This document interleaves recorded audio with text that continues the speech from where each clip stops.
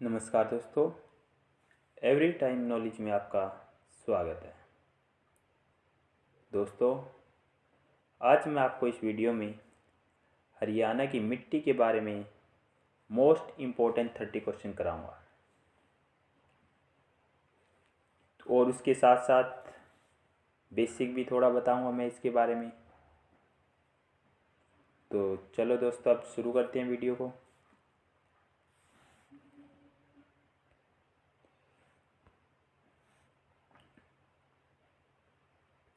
तो दोस्तों, वीडियो शुरू करने से पहले थोड़े क्वेश्चन को शुरू करने से पहले मैं आपको थोड़ा सा बेसिक बताता हूँ हरियाणा की मिट्टी के बारे में। हरियाणा है वो एक कृषि प्रधान राज्य है और कृषि प्रधान राज्य में मिट्टी का अहम योगदान होता है, मतलब मृदा का अहम योगदान रहता है। हरियाणा में वैसे तो कई प्रकार की मिट्टी पाई जाती है, जिसमें मुख्य रूप से मिट्टी का अध्ययन करने के लिए जो हमारे कृषि वैज्ञानिक है डॉक्टर जसवीर सिंह के द्वारा मिट्टी का अध्ययन करने के लिए उसने मिट्टी को 6 भागों में बांटा है। वे 6 भाग दोस्तों कौन से हैं? उसमें फर्स्ट होता है हल्की मृदा, सेकंड अत्यंत हल्की मृदा, फिर मध्यम मृदा, फोर्थ भारी तथा बहुत भारी मृदा, फिर शिवालिक क्षेत्र की जो मृदा होती है उसको 5वें भाग होता है उसका, और फिर सामान्य भारी मृदा होती है।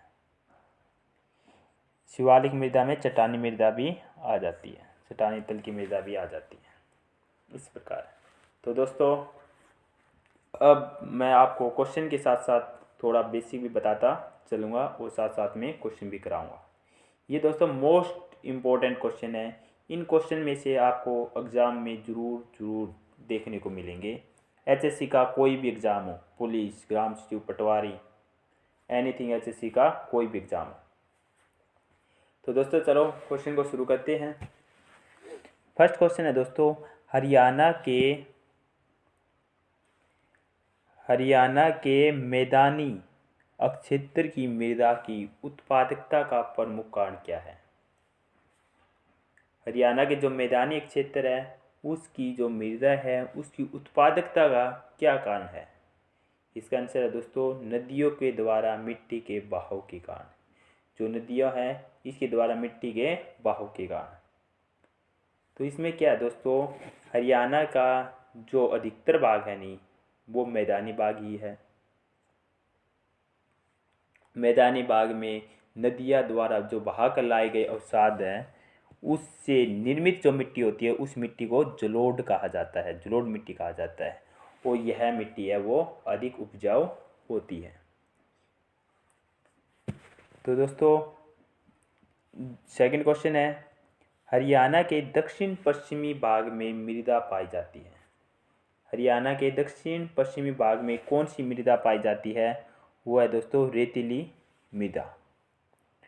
रेतीली मृदा है दोस्तों वो दक्षिण पश्चिमी भाग में पाई जाती है। दक्षिण पश्चिम भाग में जो हमारे मतलब कि पश्चिमी भाग में राजस्थान लगता है, राजस्थान से जो पवनें चलती है, पवनों के द्वारा जो लाई गई मिट्टी होती है वो रेतीली मृदा होती है।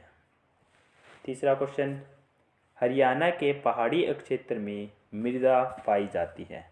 हरियाणा के पहाड़ी क्षेत्र में दोस्तों इसका नाम से ही पता चलता है पहाड़ी क्षेत्र में कौन सी मिट्टी पाई जाती है, वो चट्टानी मिट्टी है।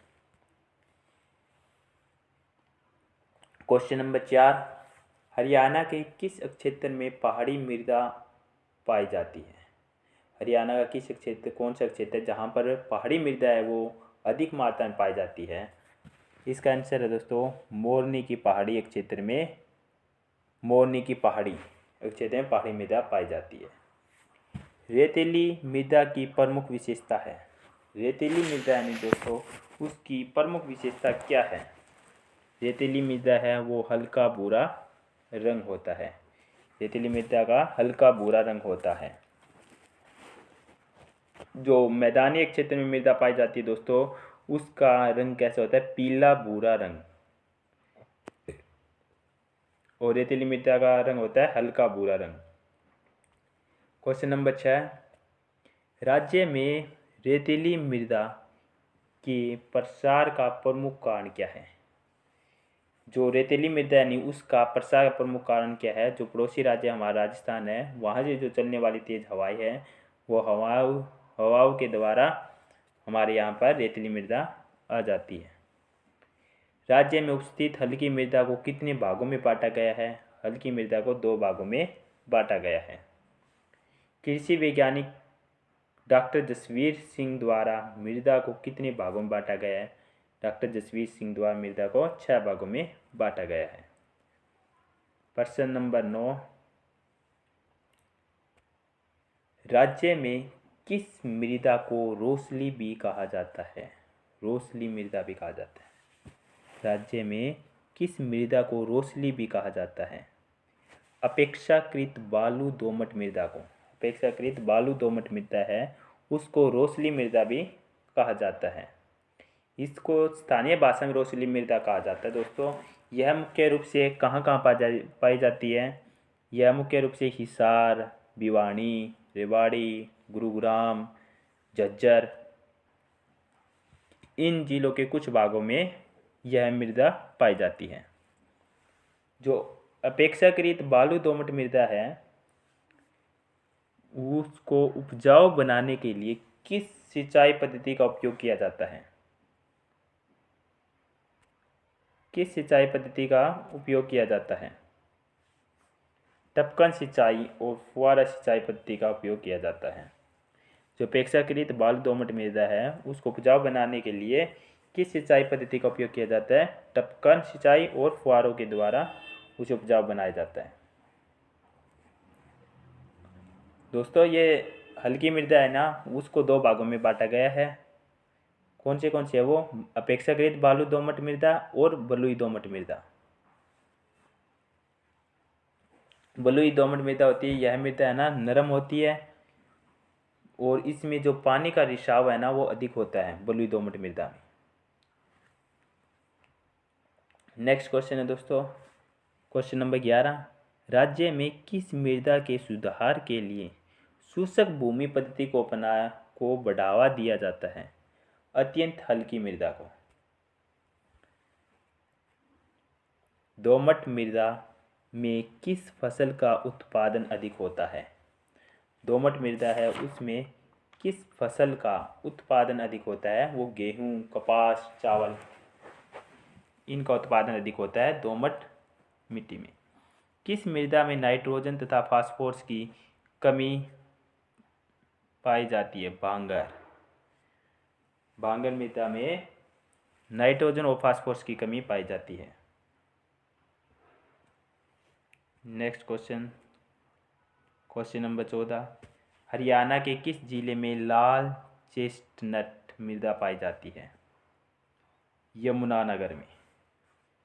यमुनानगर में लाल चेस्टनट मृदा पाई जाती है।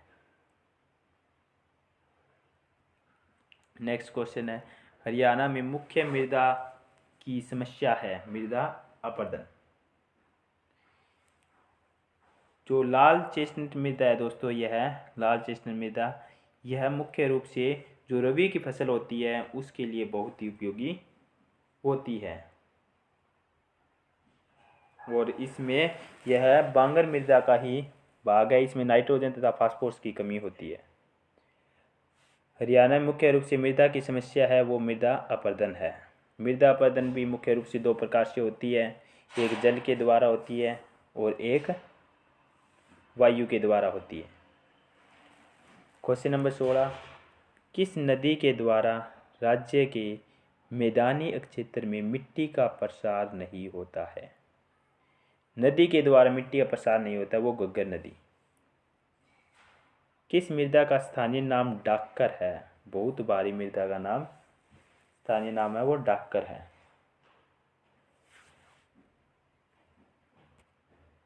क्वेश्चन नंबर 18, नेक्स्ट क्वेश्चन दोस्तों, राज्य के किस क्षेत्र में चट्टानी तल की मृदा का प्रसार है वो नहीं है, वो महेंद्रगढ़ में। क्वेश्चन नंबर 19, खादर मृदा में किन तत्वों की प्रचुरता होती है? जो खादर मृदा होती है उसमें कौन कौन से तत्व हैं वो पाए जाते हैं? चूना, पोटास, चूना, पोटासियम और मैग्नीशियम है वो खाद्य मृदा में पाया जाता है। लवणीय मृदा है वो कहाँ पर पाई जाती है, किसकी जिले में पाई जाती है, वह गुरुग्राम, सोनीपत और रोहतक में पाई जाती है।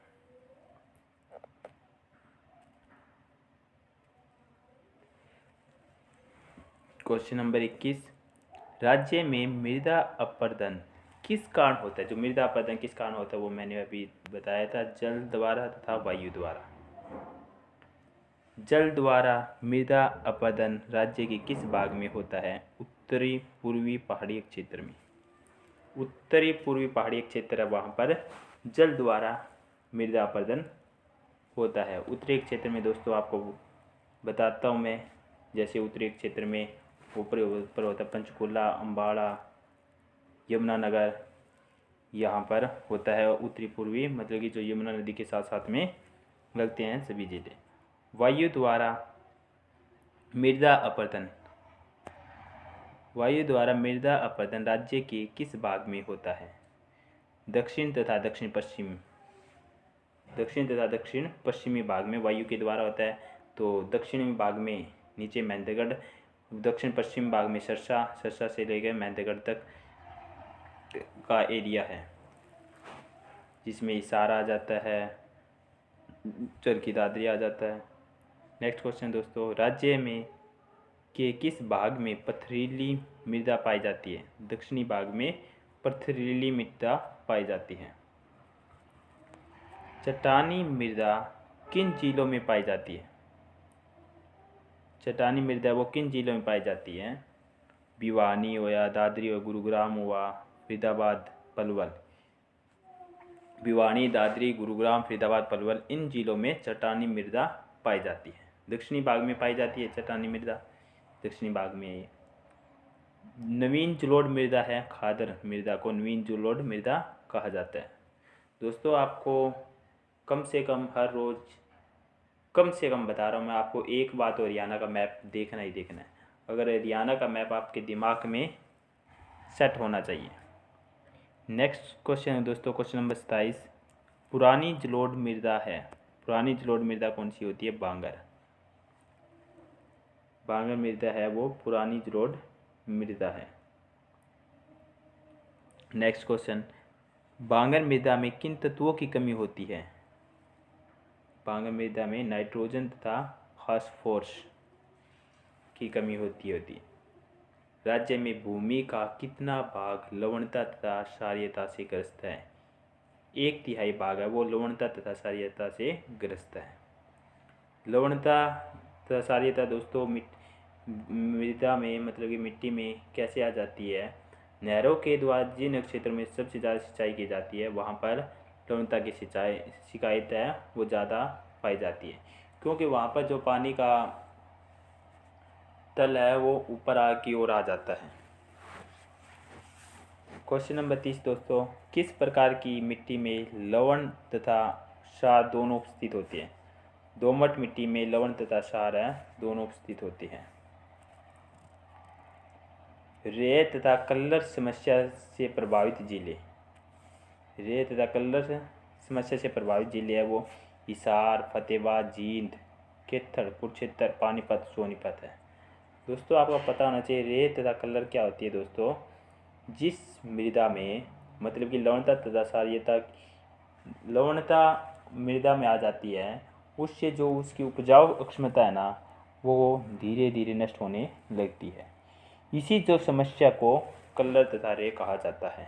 यह मुख्य रूप से हिसार, फतेहाबाद, जींद, कैथल, कुरुक्षेत्र, पानीपत, सोनीपत के कुछ भागों में देखने को मिलती है। तो दोस्तों ये मैंने आपके वो 30 क्वेश्चन, मोस्ट इम्पोर्टेंट क्वेश्चन करवाए हैं। इनमें से आपको एग्ज़ाम में क्वेश्चन जरूर देखने को मिलेगा। यदि यह वीडियो आपको पसंद आए तो लाइक, शेयर और कमेंट करना ना भूलें और चैनल को सब्सक्राइब जरूर करना। मैं इस चैनल पर हर रोज़ टॉपिक वाइज, हरियाणा जीके से related topic wise accepted question, most important question लेकर आता रहता हूँ। धन्यवाद दोस्तों।